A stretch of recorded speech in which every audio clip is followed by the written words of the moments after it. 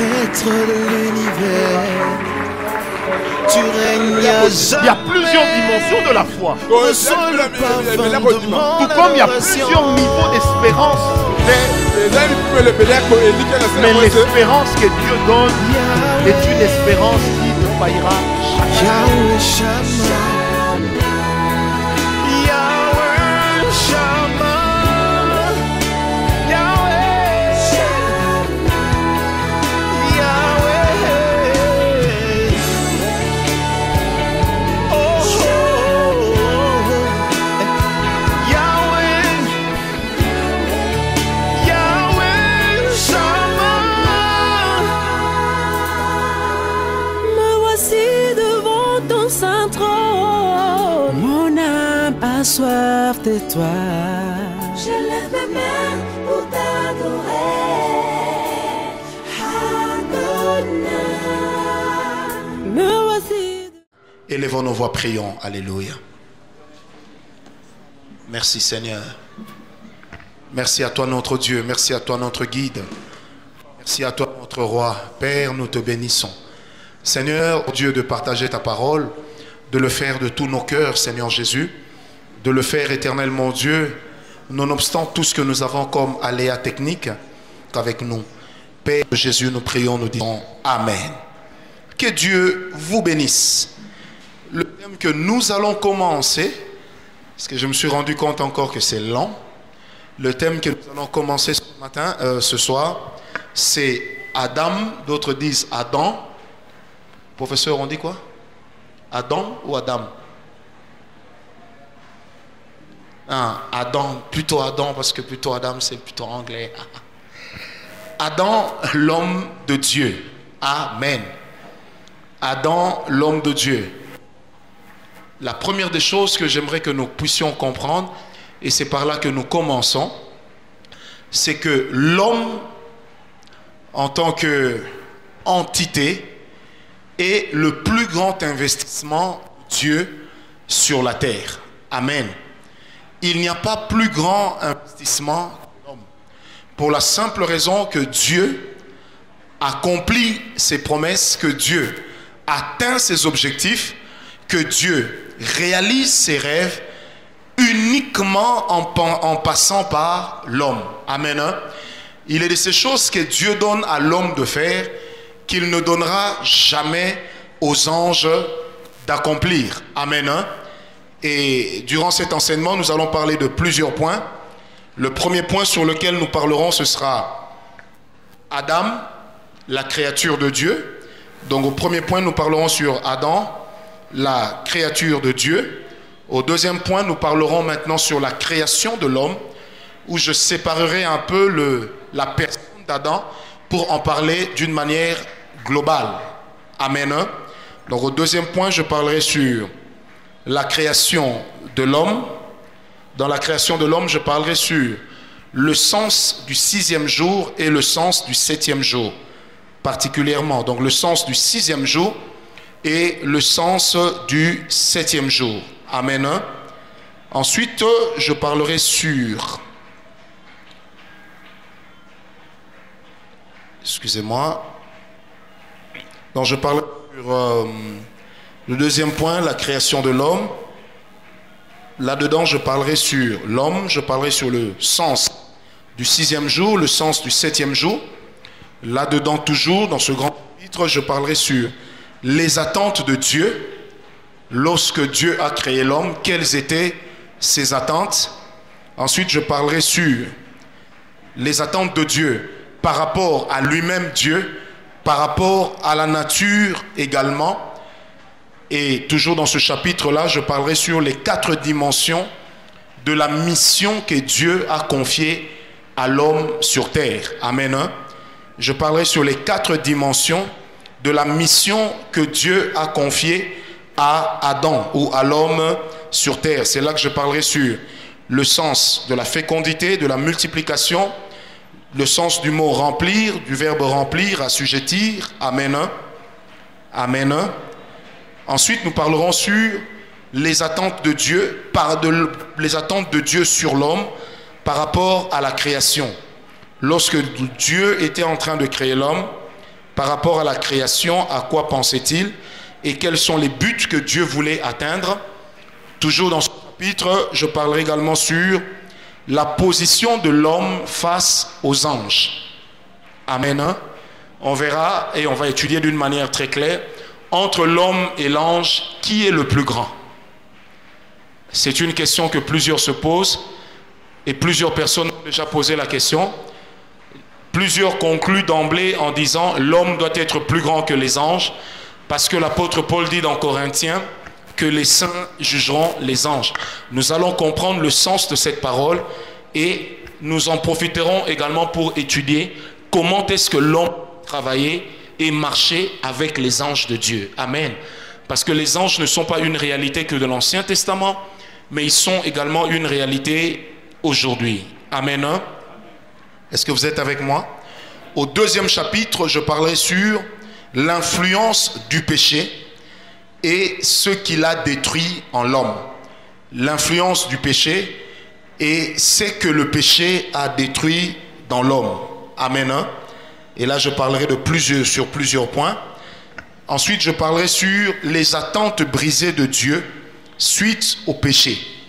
Les attentes brisées de Dieu, il y a des attentes qui sont tombées lorsque l'homme a péché, mais également, malgré le péché, il est de ces attentes que Dieu a conservées. Amen. Et pour lesquelles nous allons étudier et nous verrons comment Dieu s'est battu pour accomplir sa vision, accomplir ses rêves et atteindre tout ce qu'il avait prévu avec l'homme. Amen. Est-ce que jusque-là, ça va? Amen. Donc ce que nous allons enseigner sera différent de notre enseignement habituel que nous donnons dans l'école des membres sur la doctrine de l'homme. Amen. Amen. Nous parlons directement d'Adam. Qui est Adam? Si je vous pose la question, tout le monde me répondra. C'est le premier homme que Dieu a créé sur terre.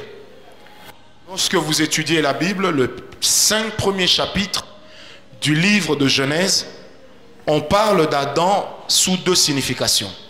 On parle d'Adam comme étant un nom propre que Dieu aurait donné à un individu, mais on parle aussi d'Adam comme étant le nom que Dieu aurait donné à une race ou, comment je dirais, à une espèce vivant sur terre. Amen. Et cette espèce vivant sur terre, Dieu l'appelle l'homme. Amen.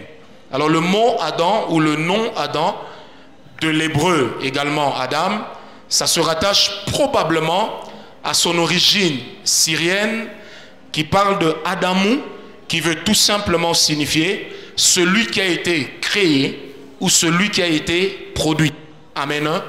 Celui qui a été créé ou encore celui qui a été produit. Et là, lorsqu'on parle d'Adam comme étant celui qui a été créé ou produit, la Bible veut insister sur un point important, c'est que Adam n'est pas le fruit d'une évolution, mais Adam est créé homme. Amen.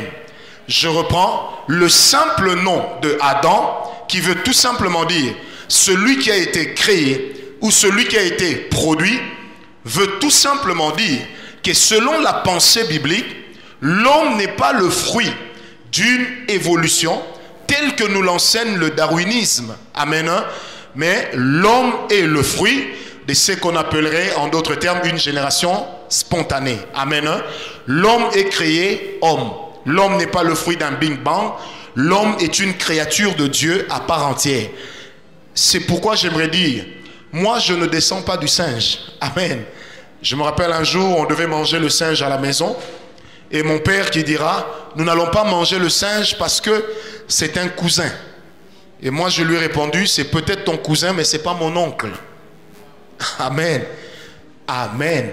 L'homme, selon la Bible, ne descend pas du singe. Je me rappelle, il y a plusieurs années de cela, on avait exposé.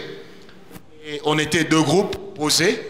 L'un des groupes devait exposer pour expliquer et démontrer, et c'était un groupe rempli de scientifiques, que l'homme était le produit d'une évolution. Et nous devions prouver que l'homme est créé homme. Amen. Dieu merci, c'est nous qui avions gagner. Amen. La deuxième signification du mot Adam, du nom Adam, toujours dans sa racine Adama, Adama avec deux accents circonflexes sur les deux A, ce qu'on appelait les accents chapeau de chinois. Amen. Hein? C'est comme ça que moi j'avais retenu ça quand j'étais à l'école primaire, les chapeaux de chinois. Amen. Hein? Adama qui dérive d'un nom d'âme qui veut tout simplement signifier le sol, mais qui veut aussi dire rouge. Amen. C'est pourquoi certaines versions d'ailleurs de la Bible, lorsque vous lisez les explications qu'elles donnent en bas, elles expliquent que Adam veut dire l'homme à la peau rouge. Amen. Hein? C'est parce que dans sa racine, vous avez le dam qui veut tout simplement signifier le sol. Amen. Hein? Et qui veut aussi signifier le rouge. Amen. D'autres versions disent que certainement Adam était un homme roux. Alléluia. Alléluia. Alléluia. Alors lorsque nous avons le nom d'Adam, en hébreu, cela ressemble à un jeu de mots. À un jeu de mots qui explique automatiquement l'origine de l'homme. Amen. Donc l'homme s'explique d'abord par son origine. Et n'oubliez pas le passage qui explique le plus l'origine de l'homme. Nous l'avons dans Genèse 1, à partir du verset 26 jusqu'au verset 28. Ensuite, nous avons Genèse 2, le verset 7. Alléluia. Vous allez remarquer ceci dans Genèse 1, verset 26, que nous allons lire et relire même dans nos maisons. Lorsque Dieu pense créer l'homme, Dieu a d'abord tout créé avant l'homme. Amen. Quand Dieu crée toutes choses, il les crée non pas à sa ressemblance, mais il les crée à la ressemblance de l'image qu'il avait dans ses pensées. Donc toute chose existe parce que toute chose procède premièrement de la parole de Dieu et toute chose est à l'image de la pensée de Dieu. Mais quand Dieu doit créer l'homme, Dieu ne crée plus selon une image qu'il a conçue, mais Dieu crée selon ce qu'il est lui-même. Amen. Hein? C'est pourquoi la création de l'homme a retenu non seulement l'attention de la parole de Dieu, mais la création de l'homme, c'est la seule chose qui a demandé à Dieu une certaine procédure. Amen. Hein? Premièrement, il fallait créer cet homme qui soit un être esprit vivant en Dieu. Amen. Hein? Et cet homme qui est un être esprit vivant en Dieu rassemble déjà en lui-même la capacité de continuer non pas seulement ce que Dieu a fait, mais de continuer à être d'une manière visible ce que Dieu est. Est-ce qu'on me comprend? Est-ce qu'on me comprend? Ça veut dire, je répète encore, quand l'homme est créé, il n'est pas créé seulement pour que lorsque Dieu le voit, que Dieu se dise, j'ai créé quelqu'un de différent à toute la création. Mais l'homme est suscité que lorsque Dieu ne peut pas être vu, que l'homme soit vu à la place de Dieu. C'est pourquoi l'apôtre Jean dira ceci, tel il est dans les cieux, tel nous sommes sur la terre. L'homme n'est pas seulement l'image de ce que Dieu voulait, mais l'homme est l'image de ce que Dieu lui-même est. Est-ce qu'on me comprend? Ainsi, l'homme a une dimension en lui, qui est d'ailleurs la dimension la plus forte. Ça veut dire l'homme est d'abord esprit. Et Dieu manifestera l'homme comme étant esprit, avant de pourvoir à cet esprit un corps. Est-ce qu'on me comprend? C'est pourquoi même quand nous nous convertissons ou quand nous venons vers Dieu, la partie de notre être qui est la première à se sentir concernée, c'est d'abord notre esprit. Et c'est d'ailleurs pourquoi une vraie conversion a pour but de faire que l'esprit de l'homme puisse retrouver son autorité sur l'âme et sur le corps. L'âme étant la conséquence d'un esprit éternel illimité dans un corps limité. Est-ce qu'on me comprend? Ce n'est pas le péché qui a fait vieillir l'homme. Amen. Puisque cet homme que Dieu a créé, il répond, il réagit à l'atmosphère qui l'entoure. Mais l'esprit qui est dans l'homme ne réagit pas à tout ça. Amen. C'est pourquoi même quand Dieu, je répète, vient communier avec l'homme, Dieu commence d'abord par communier avec son esprit. Dieu rend l'esprit de l'homme sensible à sa présence. Amen. Dieu rend l'esprit de l'homme sensible à sa présence. Et c'est ce qui permet à ce que, des fois, lorsque l'onction est là, l'homme puisse tomber, que l'homme puisse trembler, que l'homme puisse crier. Les manifestations de l'esprit sur l'homme dépendent de deux choses. Premièrement, ça dépend des activités que développe son esprit au contact avec le Saint-Esprit. Amen. Mais deuxièmement, ça dépend aussi de la manière dont son âme réagit à ce qui est éternel et qui vient s'établir sur lui. Amen. Je répète pour être plus clair. Des fois, nous tombons sous l'onction de Dieu. Parce que l'onction nous a touchés en commençant par notre esprit. Amen. Mais des fois aussi, nous tombons sous l'onction de Dieu. Non pas parce que l'onction a touché directement notre esprit, mais parce que au contact de l'onction, notre nature charnelle a été projeté sous le coup du poids de la présence de Dieu. Est-ce que quelqu'un me comprend? Amen. C'est pourquoi j'insiste, et j'insisterai encore.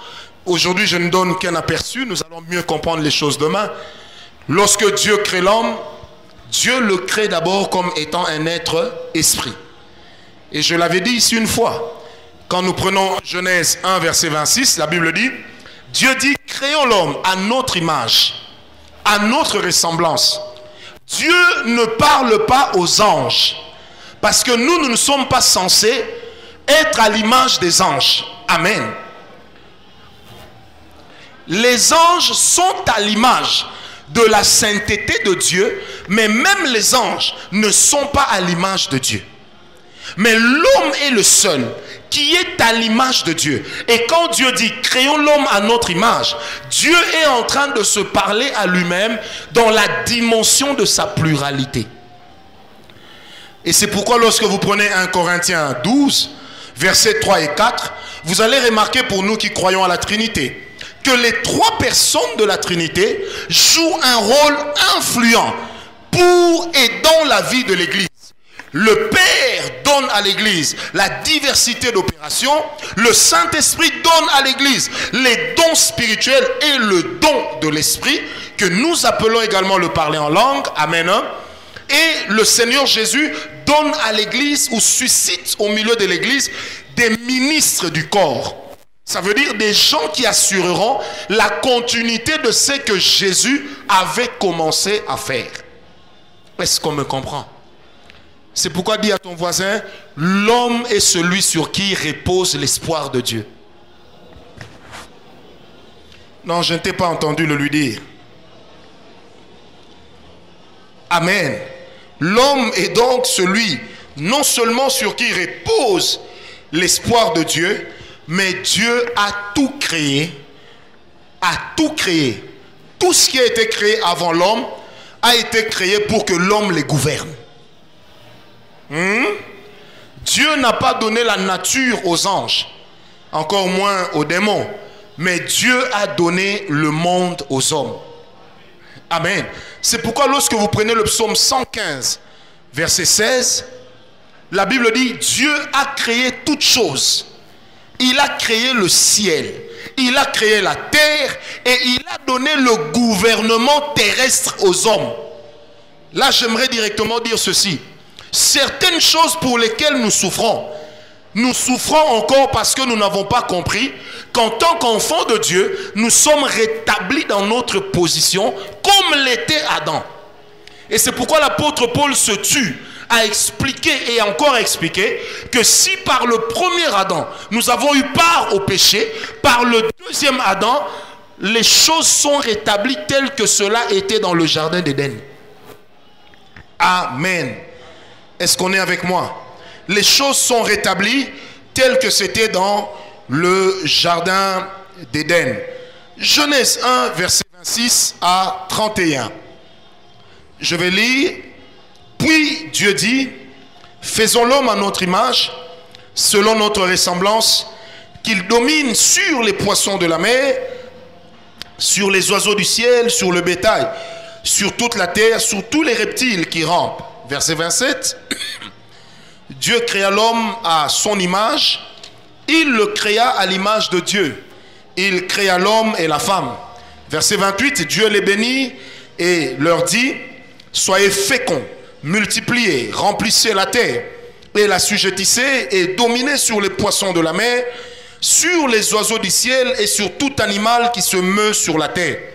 Et Dieu dit: voici, je vous donne toute herbe portant de la sémence et qui est à la surface de toute la terre, et tout arbre ayant en lui du fruit d'arbre et portant de la sémence. Ce sera votre nourriture. Amen. Je saute verset 31. Dieu vit tout ce qu'il avait fait, et voici, cela était très bon. Ainsi il eut un soir et il eut un matin. Ce fut le 6e jour. Amen. Amen. L'homme est venu après la création, mais l'homme constitue le point d'achèvement de tout ce que Dieu a fait de merveilleux. Amen. C'est pourquoi l'homme est censé, ou l'homme vis-à-vis de Dieu, a plus de valeur que les animaux. Et j'aimerais le dire sans peur d'être contredit, Jésus n'est pas mort à la croix pour les animaux. Il est mort à la croix uniquement pour les hommes. Jésus, malgré son amour effréné, n'est pas mort pour les anges déchus, mais il est mort uniquement pour les êtres humains. Je me rappelle lorsque nous étions convertis en 92, tellement que nous ne comprenions pas bien la Bible et on la lisait à tout moment, un de nos amis est entré en jeûne et prière et il maigrissait. Et un jour on lui a posé la question: mes frères, qu'est-ce qui se passe? Tu es en train de perdre du poids et chaque jour ta voix est un peu plus grillée. L'ami répondra, il dit: je suis en jeûne et prière spéciale. Et on lui pose la question: pourquoi? Il dit: je prie pour que le diable se convertisse. Amen. On a essayé de lui parler, il n'était pas convaincu. Nous sommes allés voir nos responsables à l'église qui lui ont expliqué que Satan et les démons sont d'office condamnés et que l'œuvre de la croix n'avait rien à voir avec eux et ne pouvait rien pour eux. Jésus est mort à la croix pour rétablir la communion entre l'homme et Dieu, non pas pour redonner à Satan la place qu'il avait en tant qu'archange auprès du Seigneur. Amen. Est-ce que ce genre de frère existe ici? J'en ai rencontré un autre, toujours quand on était au début de la foi, qui disait: moi je ne dors pas toutes les nuits, je ne dors que la journée. Et nous lui avons posé la question pourquoi. Il dit: parce que la Bible dit veillez et priez. Donc moi je passe des veillées, des prières tous les jours. Nous lui avons dit: frère, si tu continues tu vas mourir et nous allons continuer à vivre en mémoire de toi. Amen. Et lorsque nous ne comprenons pas le sens des Écritures, nous risquons de passer à côté de ce que Dieu fait. Amen. L'homme représente le centre de l'intérêt de Dieu. Est-ce que quelqu'un me comprend? L'homme représente le centre de l'intérêt.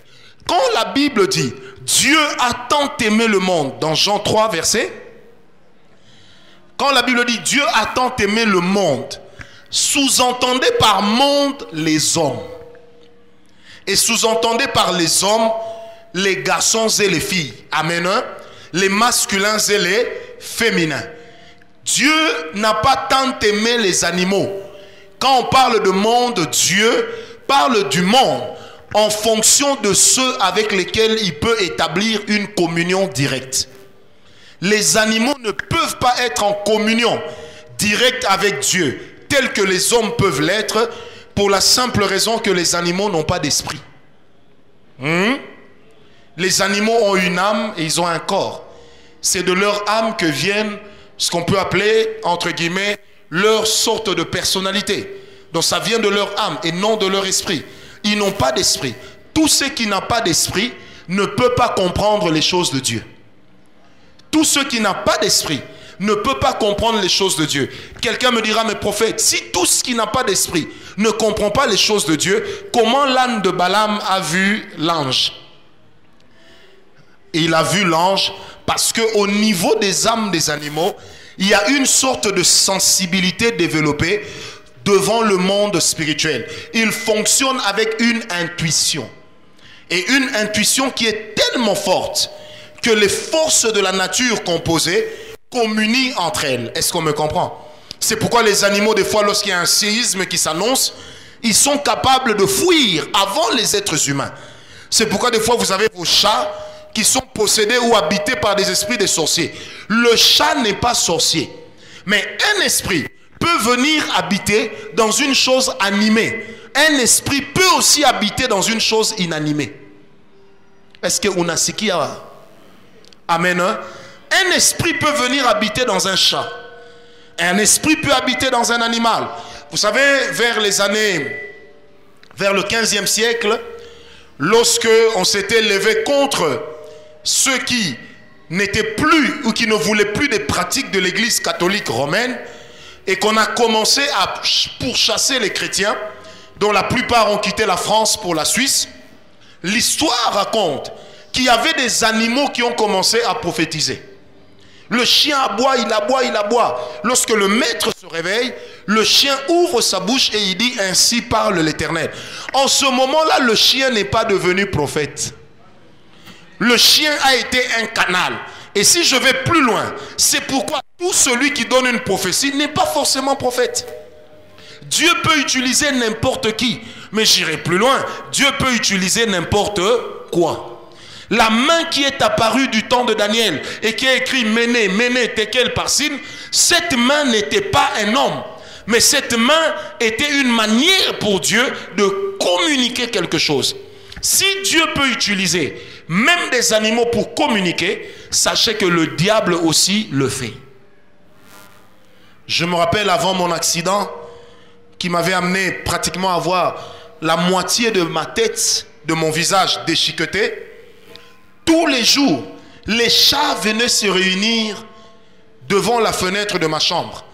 Et comme ma chambre, il y faisait très chaud, donc je dormais les fenêtres ouvertes, ce qui fait que j'entendais tout le bruit de l'extérieur. Et je me rappelle, les 3 semaines avant mon accident, j'avais l'impression que derrière ces chats-là, il y avait des hommes qui parlaient. Et j'ai connu l'accident, je suis sorti de l'hôpital 10 jours plus tard. Quand j'entre dans ma chambre, j'ai vu ce que j'ai vu. En m'asseyant sur le lit, j'ai entendu encore les chats qui étaient là.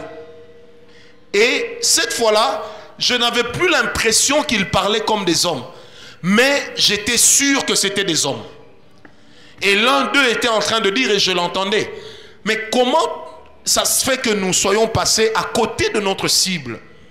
Nous nous étions jurés de tuer ce garçon. Mais il va nous nuire. Et quand j'ai compris que ce n'était pas des chats, mais il y avait des esprits qui ont investi les chats, je suis venu à la fenêtre et je leur ai dit, au nom de Jésus, vous ne m'avez pas eu, vous ne m'aurez plus jamais et vous ne passerez plus jamais dans cette parcelle. Aussi longtemps que j'y serai.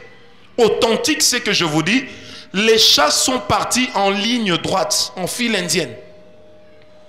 L'un après l'autre, ils se suivaient. Et pendant qu'ils se suivaient, ils partaient. Et moi, je criais, wow, wow, wow. Jésus a gagné, Jésus est vainqueur. Amen. Mais ça ne veut pas dire que tous les chats que j'ai rencontrés dans ma vie sont des démons. Les temps dans lesquels nous vivons sont des temps sur lesquels il faut faire vraiment attention. Je l'ai dit, des esprits peuvent habiter des êtres animés tout comme des êtres inanimés. Amen. Un esprit peut aussi se cacher dans un frigo. Je le crois. Mais ce que je ne crois pas tellement, c'est quand on vous dit amenez votre frigo à l'église. Il y a un démon dedans. L'église n'est pas le repère des démons. Si l'église te demande d'amener ton frigo parce qu'il y a un démon dedans, le rôle de l'église c'est de chasser le démon et de te rendre ton frigo.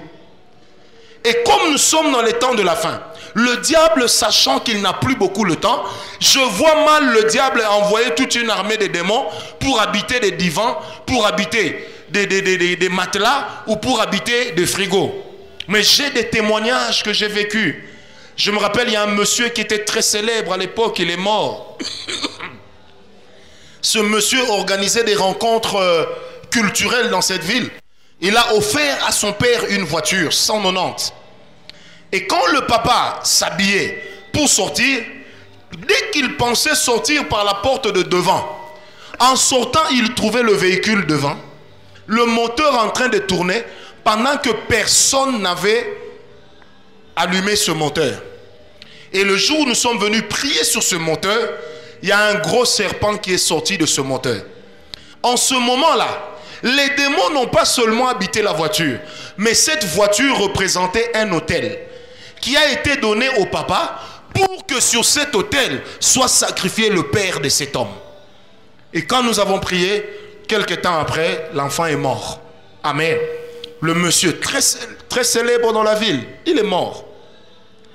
En ce moment-là, cette voiture n'était plus une voiture normale. Et ce genre de véhicule, après la mort de son propriétaire, ça va connaître des pannes et personne ne pourra jamais l'utiliser. Est-ce qu'on me comprend? C'est pourquoi en langage vulgaire, nous disons que ce n'est pas une voiture normale, mais c'est un objet qui vient d'un monde autre que le monde dans lequel nous vivons et communiquons. Et cela est aussi possible. C'est pourquoi vous qui avez l'habitude de suivre n'importe quelle femme parce qu'elle est belle, il y en a qui se sont mariés à des démons. Je connais un pasteur dans cette ville très célèbre. Plusieurs se moquaient de lui. C'est un impudique, c'est un impudique. Un jour, il sortait de Sangomalamu où il rencontre un autre pasteur. Il lui dit, j'ai suivi ton émission, tu m'as tellement insulté. Mais j'aimerais aujourd'hui t'expliquer ce qui s'est passé. Pour que je devienne ce grand impudique que tout le monde connaît. Il dira, je roulais dans mon véhicule, j'ai rencontré une très jolie fille en route. Je me suis dit, mais je peux prendre cette fille. Il a pris la fille, ils sont allés dans un hôtel. Arrivé à l'hôtel, il dira à la fille, je vais prendre une douche, j'ai transpiré. Et à mon retour, à ma sortie de la douche, donc nous allons faire l'amour. Lorsqu'il entre sous la douche, l'Esprit de Dieu lui parle et lui dit, ne touche pas à cette fille. Alors quand lui sort de la baignoire, de la salle de bain avec son peignoir, il trouve la femme déjà dévêtue. Et la femme qui commence déjà à lui faire des fantaisies qui devraient les amener à une consommation corporelle. Et le pasteur dira, va repousser la femme en lui disant, je ne veux plus faire l'amour avec toi. La femme regarde le pasteur et lui dit, tu as découvert ma nudité, mais sache que moi j'ai été envoyé pour séduire les hommes. Tu t'es trouvé sur mon chemin et tu m'empêches de te connaître. Tu vas voir ce qui va t'arriver. Le pasteur va dire, bon, je te paye quand même, mais va-t'en. Quand il courbe sa tête pour payer, pour prendre de l'argent, en relevant la tête, cette femme n'était plus là, elle a disparu. Le pasteur est pris comme de folie, va courir à la réception pour poser la question, n'avez-vous pas vu la jeune fille avec qui j'étais entré dans la chambre? On lui dira non, on n'a vu personne. Et lui-même dira, je n'ai jamais eu le courage de raconter cette histoire à quelqu'un. Mais depuis lors, je ne laisse jamais passer une fille. Est-ce qu'on me comprend? Est-ce qu'on me comprend? J'insiste, nous sommes dans les temps de la fin et le diable est également en train de raffiner ses stratégies. Le diable est également en train de travailler pour détruire des familles, pour détruire les églises, pour détruire les hommes. Et n'oublions jamais une chose qui est importante. C'est que quand Dieu a créé Adam, quand Dieu a créé la femme aux côtés d'Adam, Dieu n'a pas seulement créé deux êtres, mais Dieu a créé une famille. Oh! Et quand Adam donnera le nom à la femme, le nom de Ève, ça voulait dire celle de qui proviendront tous les êtres humains. C'est pour dire que quand Adam et Ève étaient dans le jardin, il n'existait pas d'autres humains ailleurs. Il n'y avait pas des humains sur Mars. Sur Mars, il y avait des petits hommes verts que nous chassons ici tout le temps. Ça veut dire des démons. Amen. Est-ce qu'on est avec moi? Voyons maintenant le mystère du 6e jour.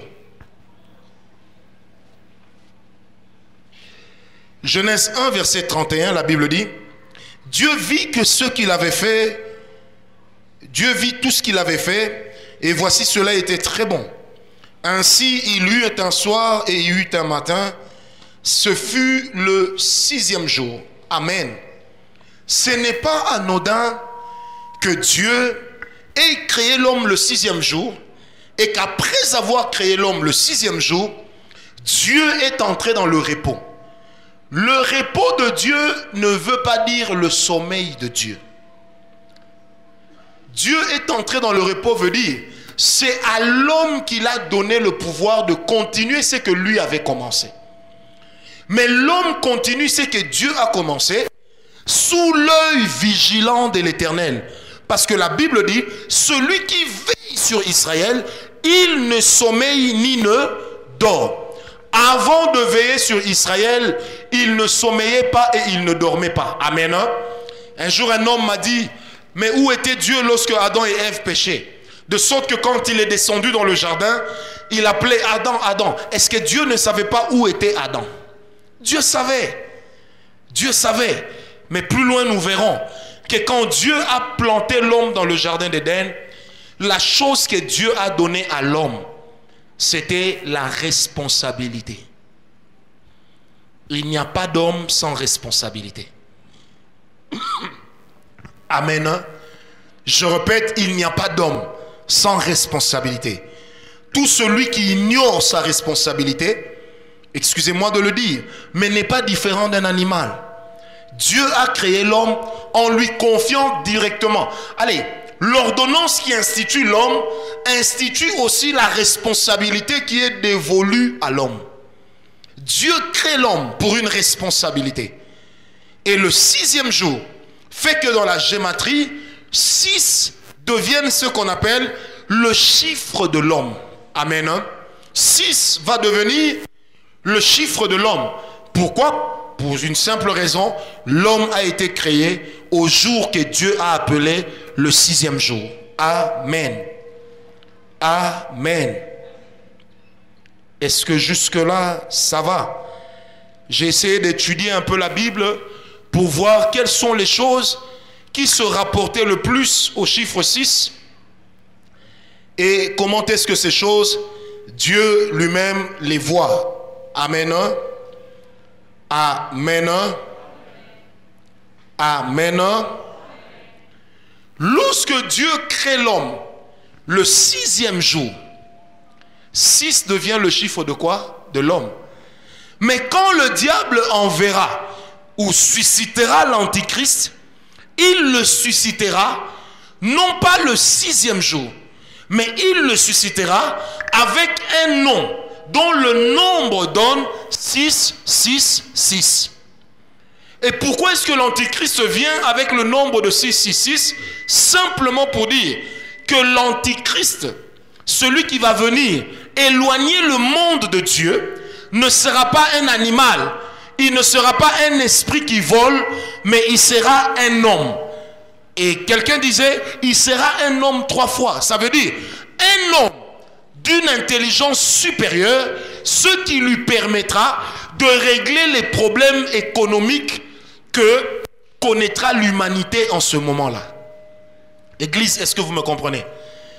C'est pourquoi on parle de lui dans l'eschatologie comme étant un homme, oui, mais un génie.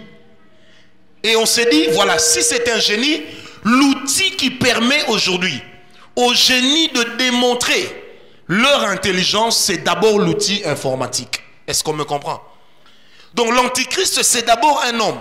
C'est pourquoi dans le temps, plusieurs se sont dit, l'antichrist, c'était le pape Jean-Paul II.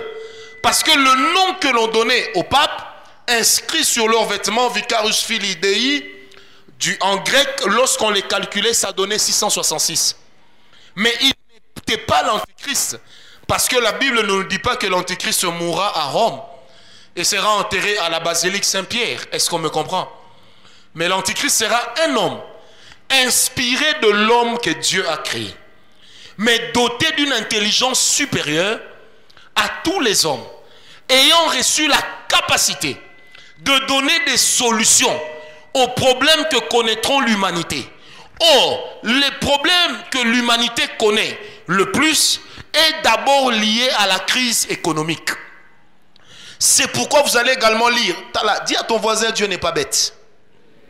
Dieu sachant que le monde sera séduit à cause de la crise économique, Que va faire Dieu lorsqu'il envoie son fils et que son fils entre dans la synagogue et qu'il déroule le rouleau? Qu'est-ce qu'il va faire? Il dira, voici l'Esprit de l'Éternel est sur moi. D'abord, pour annoncer la bonne nouvelle à qui? Aux pauvres. La délivrance de la pauvreté est la mission numéro 1 pour laquelle Jésus est venu sur terre. Pourquoi est-ce que la Bible place la délivrance de la pauvreté comme étant la première mission? Pour une simple raison. C'est que la Bible avait déjà prophétisé en disant, en ces temps-là, ça veut dire, en ces temps où la crise sera grande, ce sera le moment où les richesses de la terre doivent venir dans l'église.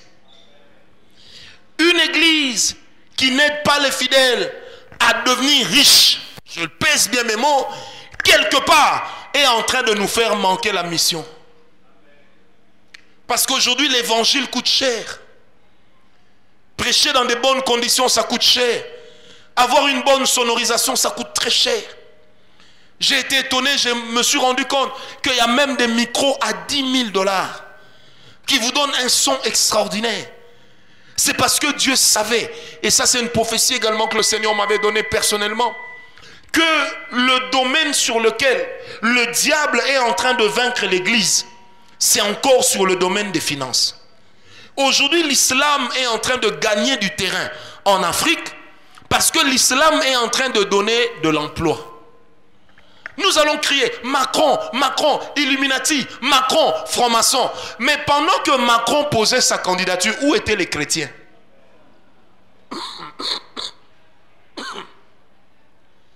Un jour, je lisais un document, je suivais un documentaire et on disait que lorsque Mitterrand était opposé à Chirac, c'est la loge d'Orléans qui a tranché sur qui devait être président.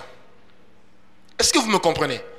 Pendant que l'église ne passe son temps qu'à prier, le monde comprend et sait que pour que l'antichrist vienne, il faut que la crise augmente. Et vous allez remarquer, ça je le dis d'une manière biblique et prophétique, la crise que connaît l'humanité et même la crise dans notre pays ne va faire que s'empirer davantage. Mais pendant que la crise s'empire, c'est là que Dieu envoie ses prophètes dire à l'église, les temps ne sont plus les mêmes. Vous devez comprendre une chose, les richesses des nations doivent venir chez vous, de sorte que, en marchant dans la sanctification, en étant différents, que le monde vienne encore vers l'église en disant, nous voulons venir, allez, nous voulons nous attacher à vous parce que nous avons appris que votre Dieu est vivant. D'une manière littérale, ça veut dire, votre Dieu donne la vie là où nous sommes en train de mourir. Et qu'est-ce qui tue aujourd'hui l'homme? Les problèmes socio-économiques. Dis à ton voisin, c'est des choses à ne pas négliger. C'est pourquoi l'homme a été créé sur base d'une responsabilité. Celle de continuer là où Dieu s'est arrêté. Et Dieu a donné à l'homme, nous le verrons plus tard, les atouts qu'il faut pour que l'homme soit exactement et fasse exactement ce pourquoi Dieu l'a suscité et ce pourquoi Dieu l'a créé. Vous savez, moi je faisais partie du nombre de ceux qui se disaient, Seigneur, même dans la pauvreté la plus totale, je vais te servir. J'ai déjà raconté ce témoignage à l'église. Nous étions encore à l'époque chez mes parents, assis avec deux amis, dont l'un vient d'ailleurs à l'église régulièrement. Et il y a une puissance qui est tombée sur moi. J'ai été renversé de la chaise et j'ai été enlevé en esprit. Et on m'a amené dans une salle où il y avait des trésors. Même dans le dessin animé de l'oncle Picsou, je n'ai jamais vu autant de trésors, même pas dans Aladdin. Et l'esprit de celui qui me conduisait, que je pouvais identifier comme étant Dieu, me disait, jeune homme, pour toi, à qui appartiennent toutes ces richesses? Et moi, j'ai répondu, à Dieu. Maintenant, il me dit, mais si ça appartient à Dieu, et que toi, tu sers Dieu avec fidélité, penses-tu que tu aies besoin de tricher pour que je te bénisse? Alors, tu dois savoir une chose. Le terrain sur lequel l'église est encore en train de perdre, c'est sur le terrain des finances. Et il me dit, tant que vous ne comprendrez pas que je suis le Dieu des richesses et que les richesses que j'ai c'est pour vous. Sachez-le, le diable continuera à gagner du terrain. Je vais vous faire une réflexion simple. Vous savez, aujourd'hui, il y a des pays où c'est quasi interdit de prêcher l'évangile. Mais admettons que nous formions un lobbying fort. On arrive par exemple au Soudan. Nous investissons 15 milliards de dollars. Automatiquement, nous contrôlons leur économie. Vrai ou faux? Or, qui contrôle l'économie dicte la loi. Souvenez-vous du club comment j'appelais ça? Du club des... c'était des Bloomberg. Oui, le club voilà, ce club-là. Souvenez-vous de ce truc. J'en ai parlé une fois. Ce club n'est composé que de 30 personnes. Mais de 30 personnes qui influencent les décisions de la terre entière. Une fois, on a parlé ici de la création de la Banque mondiale. Créée par quelques individus, mais capables d'influencer la terre entière. Ces gens n'ont pas besoin de savoir de quoi les populations ont besoin. Ces personnes n'ont pas besoin de savoir quelle est la politique à appliquer. Non, tout ce qui se passe revient vers eux en bien. Est-ce qu'on me comprend? Tant que l'Église ne comprendra pas qu'elle est censée sortir de son sein des personnes qui vont influencer l'économie de la terre, l'évangile se portera toujours mal. Est-ce que l'Église m'a compris? Dis à ton voisin, c'est ma responsabilité. Dis-le lui bien, c'est ma responsabilité. Amen. Est-ce que quelqu'un est avec moi? Prenez avec moi Apocalypse 3, verset 18. Là où je parle de 6 comme étant le chiffre de l'Antichrist, la Bible dit, c'est ici la sagesse, que celui qui a de l'intelligence calcule le nombre de la bête. Calcule. Amen. Car c'est un nombre d'hommes. Si la Bible est à vous et que ce n'est pas la Bible de la famille, vous pouvez souligner. C'est un nombre d'hommes. Et son nombre est 666. Ce qui donne 6, 6, 6. Un nombre d'hommes. Amen. Quand le diable veut nuire à l'humanité, c'est vrai qu'il utilise des démons, mais il utilise d'abord des hommes qui vont permettre aux démons de travailler. Est-ce qu'on me comprend?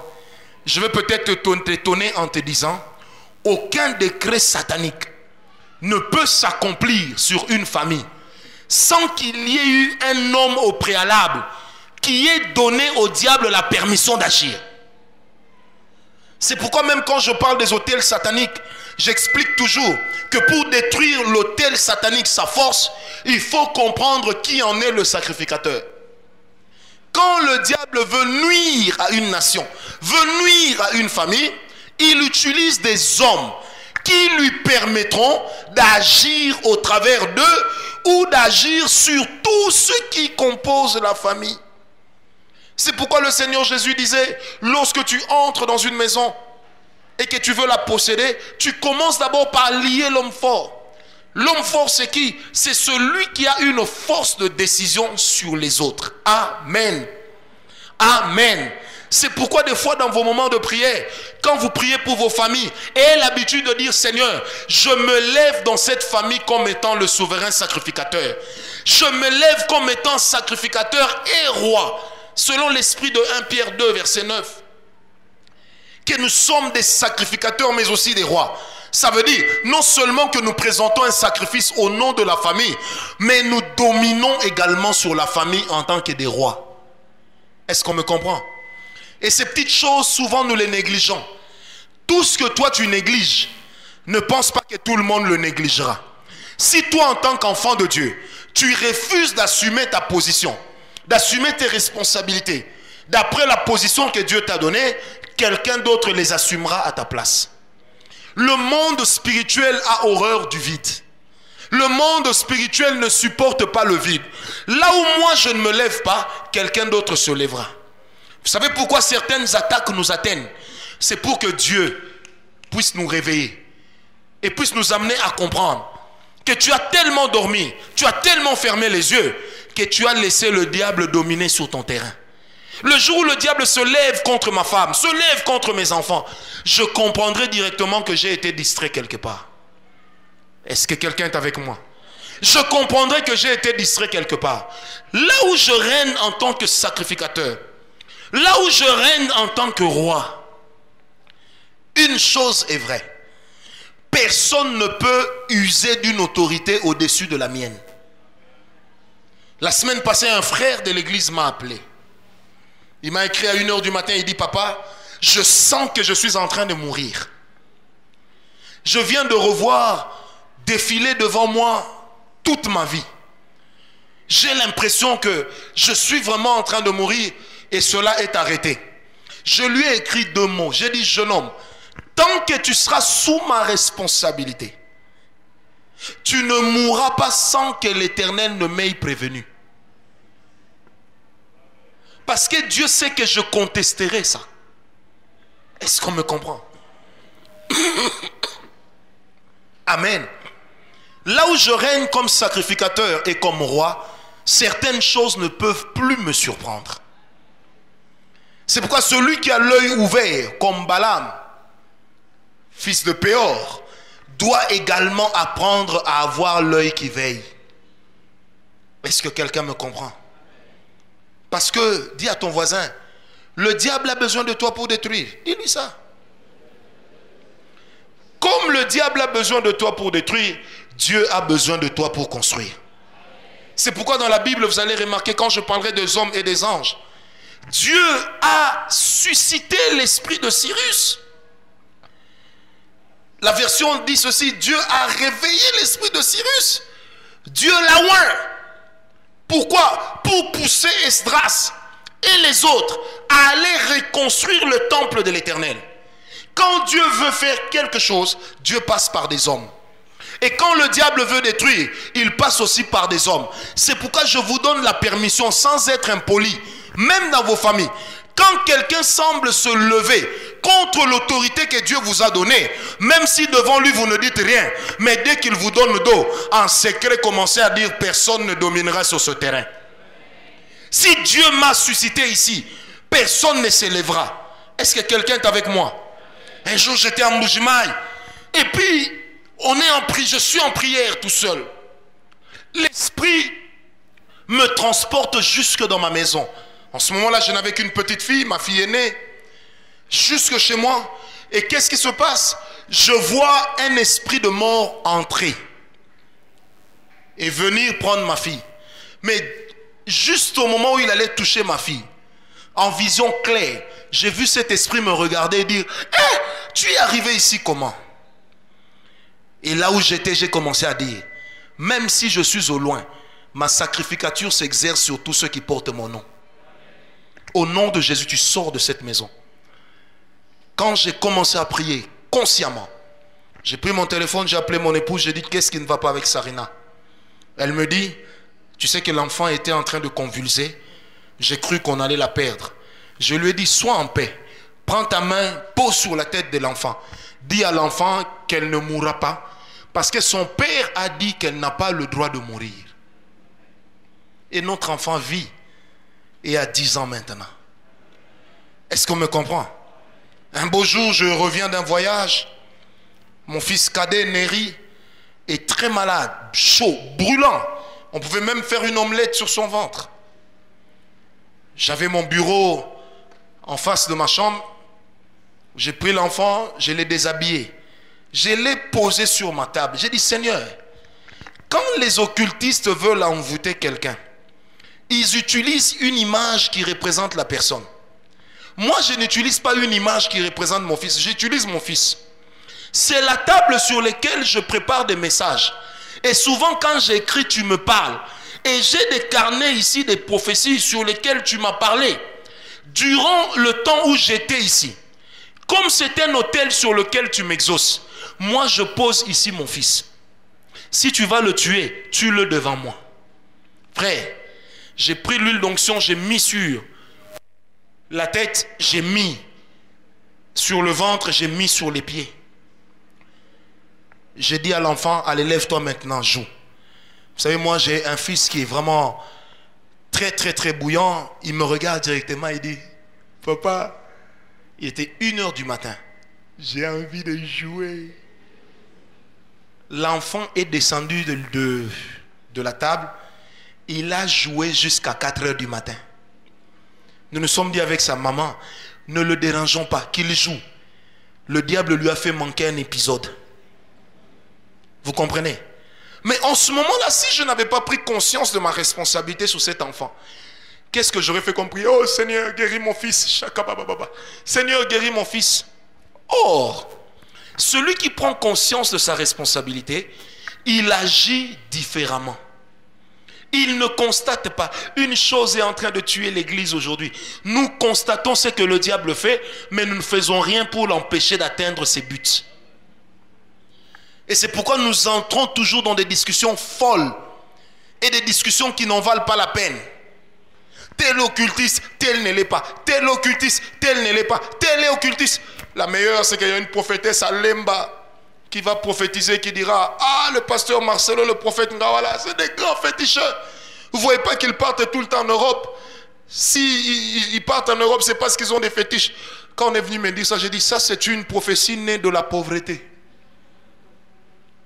Ce n'est pas extraordinaire d'aller en Europe. Est-ce qu'on me comprend? Oh, est-ce qu'on me comprend? Ce n'est pas extraordinaire. Et pour y aller, je n'avais pas besoin de me convertir. J'y allais déjà en étant païen. C'est pourquoi il ne faut pas que ton environnement te conditionne. Dis à ton voisin, tu as une responsabilité. Non, dis-le lui très bien, tu as une responsabilité. Le chiffre 6 est également utilisé dans Apocalypse 4, verset 8. Lorsque la Bible parle des 4 êtres vivants, la Bible dit, ils ont chacun 6 ailes. Vous savez, ce matin, j'étais en train de réfléchir et de prier. Je disais, Seigneur, ils ont 6 ailes pour faire quoi avec? Et quand j'ai comparé cela avec la vision d'Ésaïe dans le temple, j'ai compris à quoi leur servaient les ailes. À 2 choses. La première, à se déplacer. La deuxième, à se voiler la face devant la gloire de l'Éternel. Amen. La première, à se déplacer. La deuxième, à se voiler la face devant la face de l'Éternel. Donc, l'image de 6, avec les 6 ailes des êtres vivants, est l'image, premièrement, du voile qui recouvre nos yeux. Non pas comme le voile que représentait Lot aux côtés d'Adam, qui l'empêchait de voir le pays de l'héritage, mais comme le voile qui nous empêche de voir des choses que Dieu ne veut pas que nous puissions voir. C'est pourquoi l'apôtre Paul dit, nous connaissons en partie. Ça veut dire, nous voyons aussi, hein? Dis à ton voisin, il ne faut pas tout voir. Et la deuxième image, c'est aussi l'image de la force. C'est pour dire que l'homme est créé, investi de la force de l'Éternel. C'est pourquoi l'homme est créé avec une autorité. Et la parole qui démontre cette autorité, dès que l'homme, Dieu pense créer l'homme, il dit afin qu'il domine. Ce qui veut dire afin qu'il exerce l'autorité. Amen. Amen. Afin qu'il démontre l'autorité ou qu'il agisse comme ayant reçu autorité. Comme ayant reçu pouvoir. C'est pourquoi même quand le Seigneur Jésus entre dans le temple, il dit tout pouvoir m'a été donné. Ça veut dire peu importe le genre de pouvoir, je l'ai. Ce pouvoir ne m'a pas été donné par un chef coutumier. Ce pouvoir ne m'a pas été donné par le diable. Toi qui es encore sorcier et qui es ici ce soir, d'abord je t'informe que la sorcellerie est démodée. Parce que la sorcellerie t'oblige à consentir des sacrifices humains pour entretenir ta position. Mais moi, mon autorité ne m'exige que une vie de sanctification et d'adoration. Parce que la dimension dans laquelle j'adore correspondra à la dimension dans laquelle Dieu m'élèvera. Amen. Amen. La dimension dans laquelle j'adore, c'est également la dimension dans laquelle je vais opérer. Pourquoi? Parce que quand j'adore Dieu il y a une image du Seigneur qui se réfracte sur moi. En ce moment-là, qu'est-ce qui se passe? C'est que le Seigneur me montre, ou ce qui est en train de se passer dans mon esprit, est en réalité en train de s'établir autour de moi. J'ouvre une parenthèse.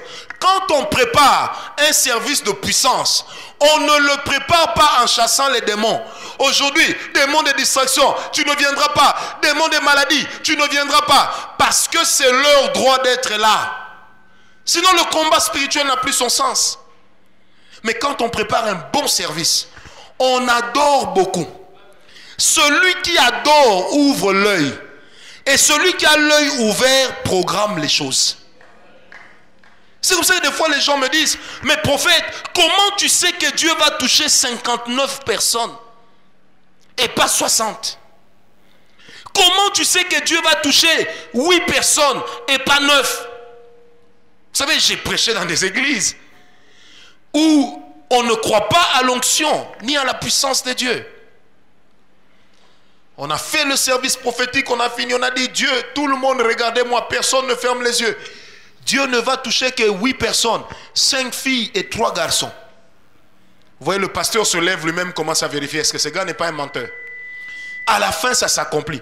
Quelqu'un un jour m'a posé la question, mais comment tu fais pour savoir? J'ai dit, c'est simple. Quand j'entre en adoration, je donne du repos à mon esprit.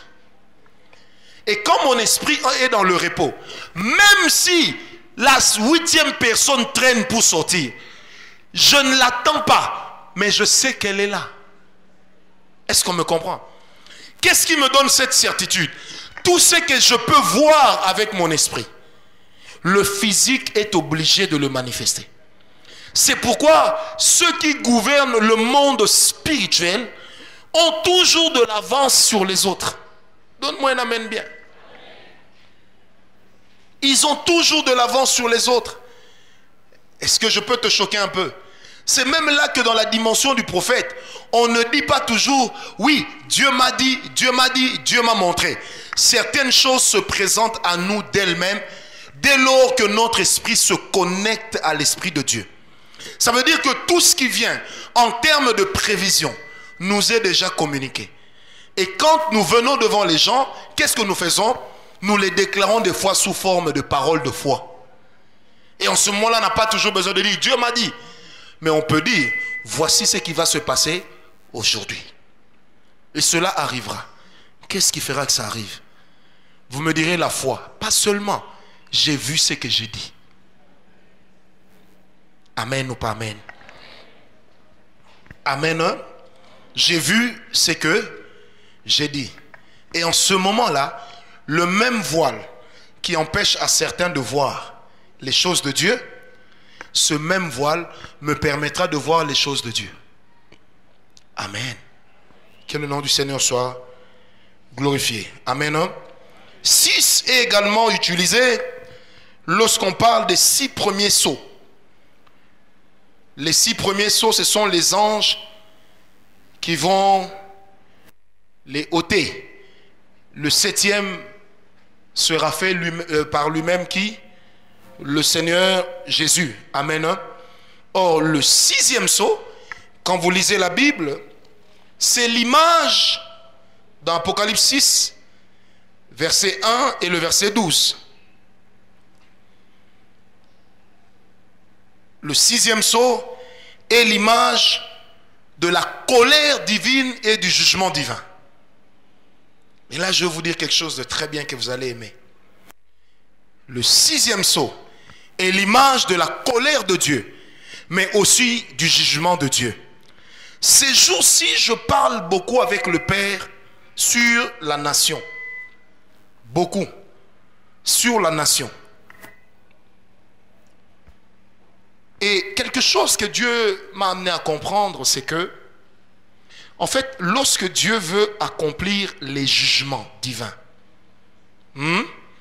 lorsque Dieu veut faire tomber des sanctions, Dieu utilise toujours des hommes qui les proclament. 1, il y a les hommes qui les proclament. 2, il y a des hommes qui les exécutent ensemble avec les anges. C'est pourquoi dans le psaume 103, verset 20, psaume 103, verset 20, la Bible dit, bénissez l'Éternel, vous ses anges, qui êtes puissants en force et qui exécutez la voix de quoi? De sa parole. Or, qui donne de l'intonation, qui donne de la voix à la parole que Dieu a sortie? C'est l'homme que Dieu a envoyé. Un jour dans ce pays, et c'est pour très bientôt, les gens ne seront pas dans la rue en train de manifester, mais les gens seront dans leur maison en train de déclarer. Et les gens ne comprendront pas comment l'histoire va changer. Amen. C'est pourquoi tous les régimes qui sont passés dans cette nation ont toujours voulu séduire l'église et contrôler les chefs d'église. Pour une seule raison. Parce que le diable connaît le pouvoir de l'église. Et tant que l'église ignore son pouvoir, certaines choses continueront à arriver. La force que Dieu nous a donnée, ce n'est pas d'aller dans les rues avec des calicots en main. Ils vont nous tirer dessus, nous mourrons. Mais la force que Dieu nous a donnée, c'est de parler, d'appeler les jugements de Dieu. Amen. Quand on appelle les jugements divins, bien-aimés, on déclenche une activité spirituelle importante qui fait que les anges se mettent en action. J'ai envie de dire, il est de ces anges que Dieu a déployés qui n'attendent que les paroles de notre bouche pour travailler. Celui qui ne use pas de son autorité, il rend les anges paresseux. Lorsque Pierre était en prison, l'église était en train de prier. La Bible dit, Pierre dormait. Un ange est venu dire à Pierre, Pierre, allez, réveille-toi, mets ta ceinture, on y va. Amen. L'ange vient délivrer Pierre de la prison. Va jusqu'à lui faire traverser des murs. Qu'est-ce qui a donné la force à cet ange-là? Les prières des saints. Et ces saints-là, on ne sait pas comment ils priaient. Mais moi je crois, connaissant l'agressivité des hommes de cette époque-là, certainement qu'ils étaient en train d'ordonner. Bien aimé, certaines choses, je peux le dire comme ça, ne dépendent plus de la volonté de Dieu. Parce que le verbe dominer veut dire exercer une souveraineté sur quelqu'un ou sur un lieu. Quand Dieu nous donne son autorité, le domaine pour lequel Dieu nous a donné l'autorité, c'est le domaine sur lequel il n'exerce plus sa souveraineté. C'est pourquoi le Seigneur Jésus pouvait dire à ses disciples, tout ce que vous allez lier sur terre, le sera au ciel. Mais l'Église n'a pas compris que les décisions qui doivent changer le cours de l'histoire sur terre ne viendront pas du ciel, mais de la terre. Je vais accoucher. Ça, c'était Anne. Aujourd'hui, nous avons changé de stratégie. Nous avons le pouvoir et l'autorité. Nous élevons un autel. Nous parlons sur l'autel. Nous parlons sur l'autel. Quand l'odeur que produira notre sacrifice sera arrivée aux narines de Dieu, comme cela est écrit dans Apocalypse 5, cette odeur-là sera agréable et Dieu va agir. Certaines choses, dis à ton voisin, certaines choses ne dépendent plus de Dieu mais de toi. Dis-le-lui bien. Quand votre enfant est malade, n'implorez pas Dieu pour sa guérison. Ordonnez sa guérison. Parce qu'il est écrit, allez, guérissez les malades. Ça voulait dire, je ne le ferai plus pour vous. Mais c'est à vous de proclamer que cela arrive. Bien-aimé, le monde spirituel fonctionne en respectant les principes de la déclaration de foi. C'est quoi la déclaration de foi? Déclarer la foi ou la parole de la foi, c'est dire les choses sur lesquelles je suis convaincu qu'elles existent. De deux, convaincu que si je les déclare ou si je les prononce, mes paroles seront en train de libérer des décrets divins. La parole de ta bouche peut libérer des décrets divins. Un jour, un de mes fils ici à l'église m'a appelé, il dit, j'aimerais épouser cette fille. Je sens que sa famille s'est levée. Je lui ai dit, elle s'est levée pour aller où? Oh, il y a des gens qui disent qu'ils vont s'opposer. J'ai dit, va dire à ta mère, moi j'ai dit que tu vas te marier avec cette fille. Parce que c'est une bonne femme. Tu ne dois pas passer à côté. Oh, mais on va recevoir des attaques. J'ai dit, va dire à ta mère qui a peur que moi, Ngawala, je mettrai un bouclier entre vos ennemis et vous. Parce que je suis sacrificateur pour votre famille. Et mon rôle de sacrificateur, c'est quoi? C'est faire que les coups qui viennent vers vous ne m'atteignent pas. Ne vous atteignent pas. Amen. Je vais vous poser une question qui va vous énerver un peu. Wachong. Moïse dit à Dieu, Seigneur, ton peuple.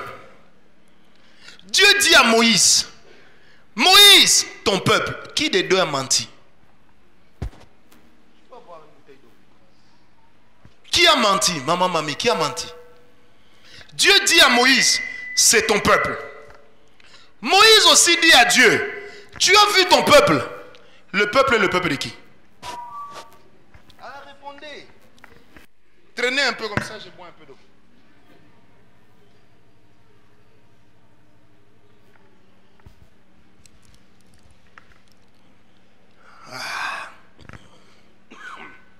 Quelqu'un disait l'eau c'est la vie.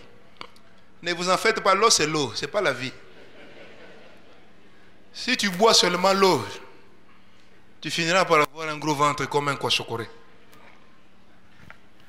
Non, répondez-moi un peu. Moïse dit à Dieu, c'est ton peuple. Au même moment, Dieu dit à Moïse, là nous sommes dans Exode 32, il dit Moïse, va voir ce que ton peuple a fait. Il s'est fabriqué un veau d'or. Mais entre Dieu et Moïse, qui a menti? Mais il y en a forcément un qui a menti, c'est qui? Oh, c'est qui? Pourquoi vous dites que c'est Moïse? Parce que l'autorité reposait sur lui, donc il a menti. Non. La chose qui se passait, Moïse n'a pas menti. Dieu non plus n'a pas menti. Mais Moïse ne comprenait pas toujours l'autorité qui reposait sur ses épaules. Dès lors que Dieu établit Moïse sur Israël, Dieu cesse d'exercer sa souveraineté sur Israël. Et quand Moïse se présente devant Dieu, il ne se présente plus comme Moïse, le mari de Séphora. Mais il se présente comme Moïse, l'homme établi par Dieu sur son peuple en face de Pharaon. C'est pourquoi dans Exode 7 verset 1, Dieu dira à Moïse, il dit, Moïse, je ferai de toi Elohim. Ça veut dire, moi Dieu, dans ma pluralité, je te donnerai ma place. Le peuple n'était plus celui de Dieu. Il était le peuple de qui? De Moïse. Le principe de l'autorité sacerdotale dit ceci. Quand Dieu établit un homme sur toi, les paroles de cet homme-là dans ta vie ont une force de loi. Pourquoi est-ce qu'il y a des gens qui n'évoluent pas? Pourquoi est-ce qu'il y a des gens qui connaissent toujours des blocages? Parce qu'ils ont fait un jour pleurer leur sacrificateur. Donne-moi un amen bien. Dis à ton voisin, ne fais jamais pleurer l'homme que Dieu a placé sur toi. Non, dis-le lui bien. Quand tu amènes l'homme que Dieu place sur toi à sourire, sa joie sera une bénédiction pour toi. Même s'il ne dit rien. Est-ce qu'on me comprend? Donc même s'il ne dit rien, tu es béni. Malheur à celui qui fait pleurer le sacrificateur que Dieu a établi sur lui. Est-ce qu'on me comprend? Quand Dieu veut te bénir, Dieu passera par un homme. L'ange peut t'annoncer la bénédiction, mais c'est l'homme qui t'amènera à la bénédiction. L'ange peut te dire ce que Dieu va faire, mais Dieu enverra un homme qui va te conduire à l'héritage. C'est pourquoi j'aimerais le dire, le pouvoir d'un père spirituel, ce n'est pas seulement, ou ce n'est pas de faire que les autres deviennent comme lui. Ça, c'est un échec. Le ministère n'est pas la photocopie de l'original. La force d'un vrai père spirituel, d'un vrai leader, c'est d'amener chacun sur le territoire où il doit régner. C'est pourquoi Dieu vient dire à Josué, Nous sommes dans Josué 1, verset 2, verset 6 également. Il dit Josué, mon serviteur Moïse est mort. Maintenant, prends courage. Fais seulement ce qu'il t'avait annoncé. C'est pour dire, Josué, ngai na yebi yote, mais na yebi nde Moïse. Tu ne recevras aucune bénédiction de moi sans évoquer Moïse. Mais tant que tu respecteras ce que Moïse t'aura dit, les prescrits de Moïse seront les voies qui te conduiront à la bénédiction.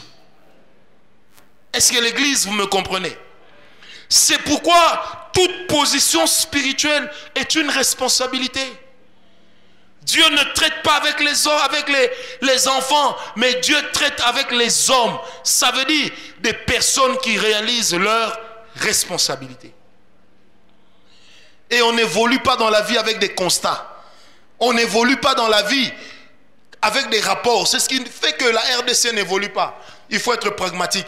On évolue que lorsqu'on sait ce qu'il faut faire pour que les choses changent. Et l'une des choses qui va amener les gens à changer, c'est leur repositionnement par rapport à leur sacrificateur. Vous ne me donnez pas un amen bien? Non, donnez-moi un amen bien. J'ai tellement vu des choses dans ma vie où les gens étaient dans des situations. Je me rappelle des cantos. Un jour, il vient me voir, le pasteur. Non, il m'appelle d'abord, il me dit, il y a telle chose qui se passe. Je sais que ça va mal se passer, mais j'ai besoin de ta parole pour me soutenir. On a parlé au téléphone. Je pense le lendemain, vers 6 h du matin, il était chez moi. Il m'a apporté son offrande. Quand j'ai pris son offrande, il m'a dit, je suis libéré de ce problème. Tout est maintenant sur ta tête. Quand il partait, moi je tenais cette enveloppe comme ça et je disais à Dieu, Seigneur, tu as entendu, maintenant c'est fini, c'est ma responsabilité. À cause de cela, on ne lui fera rien. Et je pense 1 ou 2 jours après, il m'a appelé pour dire, la chose est passée, non pas comme eux, les autres pensaient que ça devait l'être. Pourquoi? Parce que celui qui a l'autorité, qu'est-ce qu'il fait? Il manipule les données en ta faveur. Il attire les jugements contre tes... On te vole l'argent, mais dès lors que tu viens accuser chez moi, ça veut dire que le dossier n'est plus à ton niveau. Que je te dise qui a volé ou qui n'a pas volé, donne-moi un peu de temps. Tu sauras qui a volé. Est-ce que quelqu'un me comprend? Donne-moi un amen bien. Un jour, une dame m'appelle, elle me dit, j'ai une grosse offrande à faire. Je lui ai dit, le Seigneur me convainc de ne pas prendre votre offrande. Elle me dit, comment ça? C'est la première fois qu'un homme refuse l'argent. J'ai dit non. Derrière l'argent, il y a une responsabilité. Je ne veux pas assumer cette responsabilité. Allez voir votre pasteur. Demandez-lui d'assumer cette responsabilité. Oh, mais j'ai dit, je n'assume la responsabilité que des personnes qui sont sous mon autorité. Soit parce que je les connais déjà et je les ai identifiés, ou alors parce que ce sont des âmes qui ont le même ADN spirituel que moi. Parce qu'un jour, Dieu les amènera vers moi. Oh! Est-ce que quelqu'un est avec moi? Dis à ton voisin, c'est ça l'évangile. Amen. C'est cela l'évangile.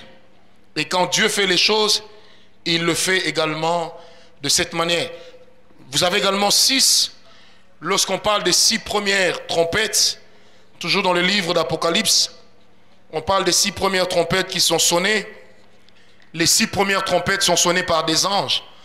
Ce qui est également l'image du jugement divin. Je ne sais pas pourquoi, on va bientôt s'arrêter, mais je suis convaincu d'une chose, c'est qu'il y a des gens qui sont ici qui vont solutionner les problèmes graves autour d'eux. C'est pourquoi vous allez remarquer que lorsque le sacerdoce a été institué, il a été institué avant la Bible. Et qui offrait le sacrifice et qui était vu comme sacrificateur, c'était le père de famille. Parce que lui avait la parole sur les membres de la famille. C'est plus tard que l'on donnera ça à un homme désigné. Amen. Et jusqu'à ce que l'Éternel désigne Aaron, qui désigne ses fils et qui désigne les Lévites, dont le nom veut tout simplement dire ceux qui servent aux côtés des prêtres. Ça veut dire ceci.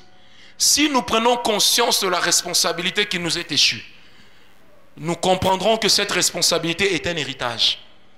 Non seulement que nous devons posséder cet héritage, mais nous devons exercer avec cet héritage. Amen. Il y a des choses, dis à ton voisin, il est de ces choses pour lesquelles tu ne peux plus pleurer. Dis-le-lui bien, il est de ces choses pour lesquelles tu ne peux plus pleurer. C'est pourquoi certaines fois, quand les gens vous provoquent, spirituellement, ils t'attaquent la nuit, la journée, ils viennent te voir pour te dire, moi je vais te tuer. Il faut avoir l'habitude de ne pas se taire. Il faut dire à ces gens-là, tu viens de me vendre ta vie, tu mourras. Le pouvoir dans le monde spirituel ne se négocie pas.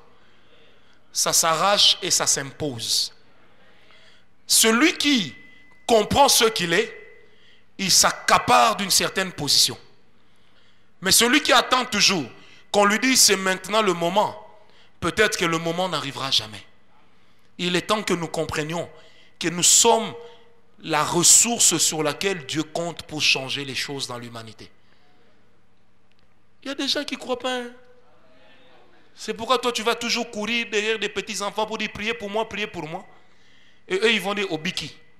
Et puis tu te rends compte, tu es guéri, tu dis c'est petit, il a seulement dit je suis guéri et puis je suis guéri.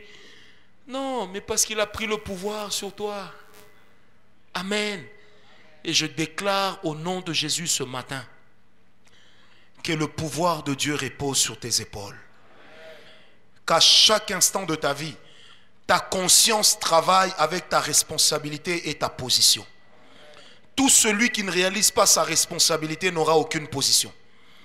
Et ceux qui réalisent leur responsabilité, la réalisation ou la prise de conscience de la responsabilité t'accordera de fait une position en Dieu et une position devant les hommes. Tu peux ne pas être le numéro 1, mais influencer les décisions du numéro 1. Pourquoi? Parce que tu connais l'autorité qui repose sur tes épaules.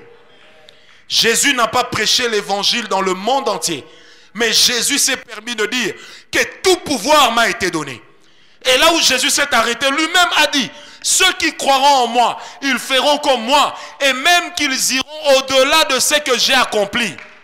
Je prie Dieu ce soir, qu'il te sorte d'un esprit de négociation, qu'il te donne un esprit d'autorité et de responsabilité, qu'il te sorte des esprits de pourparler, et que tu entres dans l'esprit du pouvoir au nom de Jésus.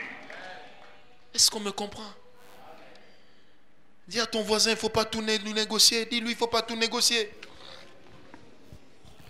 Dis-le lui bien, il ne faut pas tout négocier. Il y a des gens que je n'entends pas. Dis à ton voisin, il ne faut pas tout négocier. J'aimerais t'entendre parler. Dis-lui, il ne faut pas tout négocier. Tu ne m'as pas encore convaincu. Dis à ton voisin, il ne faut pas tout négocier. Maintenant, tape-toi la poitrine en disant, je ne négocierai pas tout. Tape-toi la poitrine, Christian, dis, je ne négocierai pas tout. Il est de ces choses que je ne négocie pas. Je m'impose comme ayant reçu l'autorité. Devant les démons qui attaquent ma famille, je n'ai pas besoin de négocier. J'ai besoin d'une chose, de prendre ma position, de me lever en responsabilité et de déclarer que trop c'est trop. À partir d'aujourd'hui, il y en a un seul qui va décider. Et celui qui va décider, c'est pas Jésus, c'est toi. Parce que Jésus se cache derrière la conscience du pouvoir que tu as reçu de lui. Est-ce que quelqu'un m'a compris? Dis à ton voisin, les choses doivent changer. J'ai envie de dire à quelqu'un, tu as trop pleuré. Tu t'es trop lamenté. Si le couloir de l'ombre de la mort a duré, il est temps que ce soir tu dises, maintenant je connaîtrai la lumière. Amen ou pas amen? Maintenant je connaîtrai la lumière.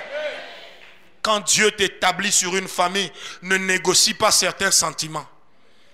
Si les gens ne veulent pas t'écouter, prie avec leurs photos, prie avec leur nom. Parle, manipule-les dans la prière. Dis-le, même si tu ne voulais pas, tu vas le faire. Je te l'impose. Même si pendant la journée, tu as l'air calme. Yangonde kibondo kianzambe. En amont. Quand on se voit en aval, tu crois que tu sais toi qui contrôle. Il y en a qu'un qui va contrôler. Est-ce que quelqu'un m'a compris? Pour ma maladie, je n'attends pas que la guérison vienne d'ailleurs. Je proclame la guérison au nom de Jésus. Pour ton problème, je n'attends pas que la guérison ou que la solution vienne d'ailleurs.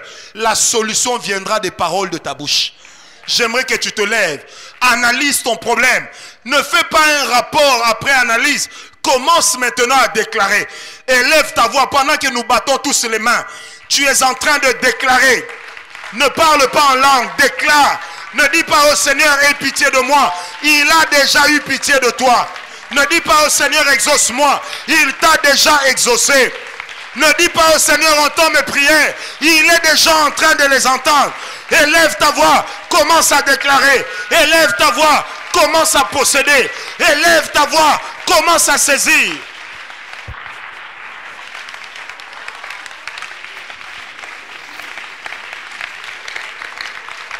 Élève la voix, élève la voix. Déclare des choses. C'est ta responsabilité d'arrêter tout fléau démoniaque. C'est ta responsabilité d'arrêter les maladies qui secouent ta famille.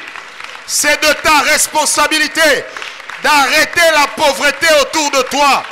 C'est de ta responsabilité d'arrêter ton chômage. C'est de ta responsabilité d'arrêter les magouilles autour de toi. Déclare qui tu es. En fonction de ce que tu es, déclare ce qui est en train d'arriver. Alléluia.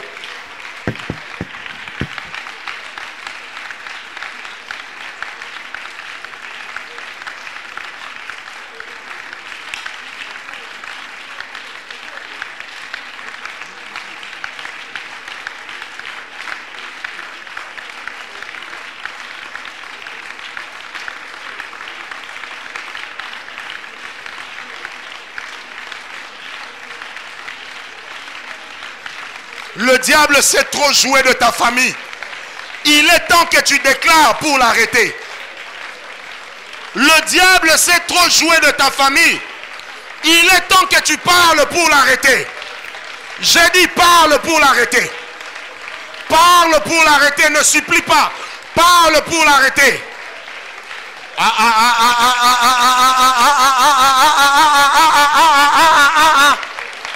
Parle pour l'arrêter. Tout pouvoir a été donné à notre maître. Et ce pouvoir, le maître nous l'a accordé. Parle pour l'arrêter. Parle pour le stopper. Parle pour l'arrêter. J'ai dit parle pour le stopper.